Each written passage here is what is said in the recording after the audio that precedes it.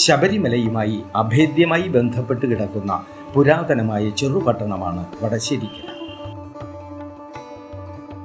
റാന്നിയിൽ നിന്നും 10 കിലോമീറ്റർ സഞ്ചരിച്ചാൽ വടശ്ശേരിക്കര ടൗണിലും വടശ്ശേരിക്കരയിൽ നിന്നും 54 കിലോമീറ്റർ സഞ്ചരിച്ചാൽ ശബരിമലയിലും എത്തിച്ചേരാൻ കഴിയും. പമ്പാ നദിയുടെ പോഷക നദിയായ കല്ലാർ പമ്പയിൽ ചേരുന്നത് വടശ്ശേരിക്കര ബംഗ്ലാക്കടവിലാണ്.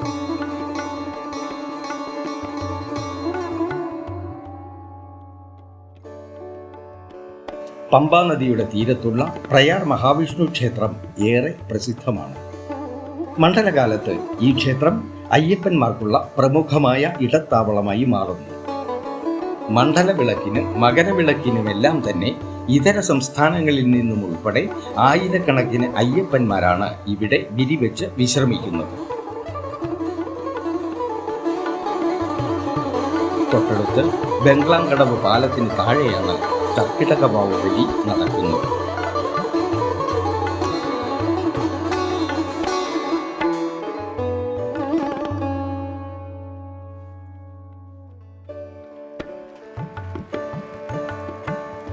എങ്കിലും ഇത്രത്തോളം പാരമ്പര്യമുള്ള വടശ്ശേരിക്കരയുടെ അപര്യാപ്തതകൾ പരിഹരിക്കുവാനോ സമഗ്ര വികസനത്തിനുള്ള ഒരു പദ്ധതി ആവിഷ്കരിക്കുവാനോ ഉള്ള ശ്രമം ഇതുവരെയും ഉണ്ടായിട്ടില്ല എന്നത് ഏറെ ഖേദകരമാണ്.